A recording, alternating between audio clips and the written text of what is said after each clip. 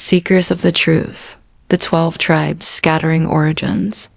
The lost 12 tribes of Yisrael, often referred to as the Black Hebrews of Yisrael today, are believed by many to be descendants of the ancient Yisraelites who were scattered throughout the world as a result of their disobedience to Yahuah's covenant. Over time, these tribes have become lost in terms of identity and location, but various historical, cultural, and spiritual connections suggest that many of the descendants of these tribes are among the African diaspora, African American, Caribbean, and other people of African descent, as well as indigenous groups around the world. The identity of the lost 12 tribes. Reuben. The descendants of Reuben may be scattered in parts of West Africa. Various groups in West Africa, including some of the Igbo people in Nigeria, have claimed Hebrew ancestry and continue to practice traditions believed to be connected to ancient Israelite customs. Simeon. Simeon is often associated with people of Afro-Latino descent, especially in the Caribbean. Some identify Haitians and Dominicans as possibly being from this tribe due to their history and oral traditions. Levi. The Levites were the priestly tribe, and many traditions claim that some descendants of Levi can be found among the African diaspora, especially in communities that have historically maintained priestly roles or rituals, such as the Beta Israel Ethiopian Jews. Judah. The tribe of Judah, from which King David and Yahuah, the son of Yahuah, descended, is often linked to African Americans. Many believe the descendants of Judah are those who were taken to the Americas via the transatlantic slave trade. Dan. The tribe of Dan is believed by some to be found among the people of Ethiopia, particularly among the Beta Israel community, who claim ancient Hebrew origins. The Lemba people of southern Africa also claim lineage from the tribe of Dan, supported by genetic studies showing links to Middle Eastern populations. Naphtali. The descendants of Naphtali might be found among indigenous groups in southern and central Africa, although identifying specific groups is difficult due to centuries of migration and blending with other peoples. Gad. Some researchers believe the descendants of Gad are found among Native American and indigenous groups of North and South America, particularly among those who share similar spiritual and cultural customs with the ancient Israelites. Asher. Asher's descendants are thought to be scattered among West African nations, with certain tribes claiming ancestry that aligns with the customs of ancient Israel, such as the Ashanti of Ghana. Issachar. Issachar is linked to people of indigenous Central America, including the Mexican and Central American indigenous populations. Some researchers believe that the Hebrew Israelite customs might have been carried into the Americas before or during European colonization. Zebulun. The descendants of Zebulun are said to be among the indigenous people of South America and parts of the Caribbean. The customs and spiritual practices of some of these groups bear striking similarities to Israelite traditions. Joseph, Ephraim, and Manasseh. The tribes of Ephraim and Manasseh, the sons of Joseph, are often linked to the British West Indies and the descendants of slaves brought to the Caribbean. Many believe that these tribes are now found among the black populations in these regions. Benjamin. The descendants of Benjamin are believed to be found among Caribbean and African American populations. Some claim that people from the island of Jamaica may have ties to the tribe of Benjamin, given their historical experiences of slavery and colonization. The African diaspora and the lost tribes. A significant portion of the Black Hebrews of Yisrael are thought to be among the African diaspora, which includes millions of people taken from West and Central Africa during the transatlantic slave trade. Many historians, spiritual leaders, and researchers believe that the descendants of the ancient Israelites were among those captured and enslaved. leading to the belief that African Americans, Afro-Caribbeans, and Afro-Latinos are descendants of the lost tribes. Key scriptural references, such as Deuteronomy 28-64 and Deuteronomy 28-68, describe the scattering and the enslavement of the Israelites, which many connect to the experiences of African people during slavery. And Yahuah shall scatter thee among all people, from the one end of the earth even unto the other. And there thou shalt serve other gods, which neither thou nor thy fathers have known, even wood and stone. Deuteronomy 28-64. And Yahuah shall bring thee into Mitzrayim again with ships, by the way whereof I spake unto thee. Thou shalt see it no more again. And there thou shalt be sold unto your enemies for bondmen and bondwomen, and no man shall buy you. Deuteronomy 28-68. Many interpret these passages as a prophecy of the enslavement of the Black Hebrews of Yisrael, who were taken across the seas to be sold as slaves, leading to their loss of identity, culture, and heritage. Spiritual awakening and the gathering. In the modern era, there is a spiritual awakening among many people of African descent who are recognizing their Yisraelite heritage. Yahuah has promised that despite the scattering, he will gather his people once again. As stated in Isaiah 11:12, and he shall set up an ensign for the nations, and shall assemble the outcasts of Israel, and gather together the dispersed of Yehudah from the four corners of the earth. This prophetic gathering is believed to be taking place spiritually today, as many Black Hebrews return to the knowledge of Yahuah and Yahushua Hamshach, reclaiming their lost identity and heritage. Before the continent was known as Africa, it was home to a multitude of civilizations, cultures, and kingdoms that existed for millennia, each with their own unique identities, languages, and spiritual traditions. The term Africa is of relatively recent origin, introduced by the Romans after their conquest of Carthage in North Africa. However, before it was named Africa, the continent was known by various names depending on the region and the era. Ancient names of the continent. Alkebulan. One of the most ancient names believed to refer to the continent is Alkebulan, meaning mother of mankind.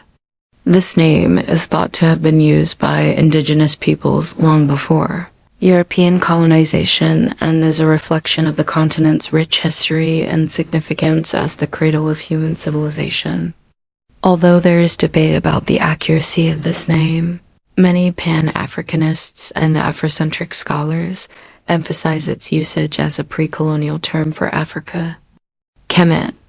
In ancient Egypt, the northern region of the continent was called Kemet, named after Kem, Cam, or Ham, but given the meaning, the Black Land, by the Romans, a reference to the fertile soil of the Nile River Valley.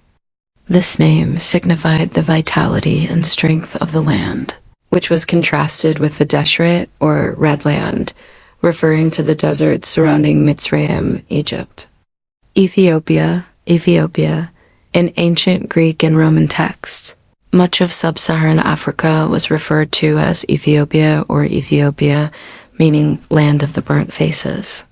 This name encompassed a vast territory stretching beyond what is modern-day Ethiopia, covering large parts of the eastern and central regions of the continent. It was used to describe the darker-skinned peoples living south of Mitzrayim, Egypt. Punt. Another important region mentioned in ancient texts is Punt, often called the land of the gods by the Kemetics, Egyptians. Punt was likely located in the Horn of Africa, in what is now Somalia, Eritrea, and parts of Sudan. Similar the to Egyptians the maintained a long-standing trade relationship with Punt, viewing it as a source of valuable goods such as myrrh, frankincense, and gold. Kush, the ancient kingdom of Kush or Kush, located in what is now Sudan and South Sudan, was a powerful and influential civilization that flourished along the Nile River. Kush is mentioned in both biblical and Kemetic Egyptian texts, and was known for its wealth, advanced architecture, and military prowess. Cushites had strong connections to the Israelites, as seen in various biblical accounts. Nubia, which was located south of Mitzrayim, Egypt, along the Nile River, was another ancient civilization known for its skilled archers, monumental structures, and powerful queens. The Nubians, like the Kemetic Egyptians, built impressive pyramids and temples and were known to have ruled Kemet, Egypt, at various points in history, notably during the 25th dynasty, also known as the Kushite dynasty. Ancient civilizations and kingdoms. Ancient Egypt, perhaps the most well-known civilization on the continent. Ancient Kemet, Egypt, existed for thousands of years and left behind a rich cultural and spiritual legacy. Kemet, Egypt, was known for its technological advancements, spiritual systems, including reverence for Ma'at, truth, balance, and order, and its influence on neighboring regions. Noak civilization. In West Africa, the Noak civilization thrived around 1000 BCE to 300 CE in what is now Nigeria. The Noak people were among the first to use iron smelting technology, and they are known for their distinctive terracotta sculptures, some of the earliest forms of sophisticated African art. Carthage. In North Africa, the Carthaginian Empire flourished before Roman conquest. Founded by Phoenician settlers in what is now Tunisia, Carthage was a powerful maritime empire and rival of Rome, known for its skilled sailors and trade networks stretching across the Mediterranean and into sub-Saharan Africa. Aksum. The kingdom of Aksum, located in present-day Ethiopia and Eritrea, was one of the most powerful and influential ancient African kingdoms. Aksum was known for its monumental obelisks, early adoption of Christianity, and control over important trade routes between Africa, the Arabian Peninsula, and the Mediterranean. Ghana Empire. The Ghana Empire, not to be confused with the modern-day country of Ghana, existed in West Africa from around the 6th to the 13th centuries. It was a wealthy empire due to its control of gold and salt trade routes, and was a predecessor to the later empires of Mali and Songhai. Mali Empire. The Mali Empire, which flourished in the 13th and 14th centuries, was one of the largest and most prosperous African empires. Under the reign of Mansa Musa, considered the wealthiest person in history, Mali became famous for its wealth, advanced learning centers in Timbuktu, and trade connections across Africa, Europe, and the Middle East. Songhai Empire. The Songhai Empire succeeded Mali as the dominant power in West Africa during the 5th, 10th, and 16th centuries. It expanded its control over the trans-Saharan trade routes, making it one of the wealthiest and most influential empires of its time. The pre-colonial African diaspora. Before European colonization and the modern understanding of the African diaspora, Africans were already engaged in far-reaching migration and trade, extending their influence across vast regions. Nubian and Kushite influence. The Nubians and Kushites had interactions with the Middle East and the Mediterranean world, evidenced by their cultural and genetic influences on Mitzrayim, Egypt, Israel, and beyond. Phoenician and Carthaginian trade. The Phoenicians, who established Carthage in North Africa, were known for their vast trade networks that reached into Europe and sub-Saharan Africa. These trade routes facilitated cultural exchanges between North Africa and the rest of the Mediterranean. Bantu migrations. One of the most significant early migrations in Africa was the Bantu migrations, which began around 3000 BCE.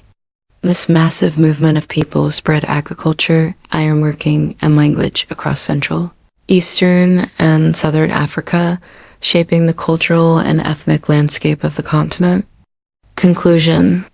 Before Africa was known by its present name, it was a land of powerful empires, rich cultures, and interconnected civilizations that spanned the continent and influenced much of the ancient world. The names of the regions and peoples, such as Kemet, Cush, Nubia, and Alkebulan, reflect the continent's long-standing heritage as a cradle of civilization and a central player in human history. The African diaspora, both in ancient and modern times, is a continuation of this rich legacy, scattered yet influential across the four corners of the earth.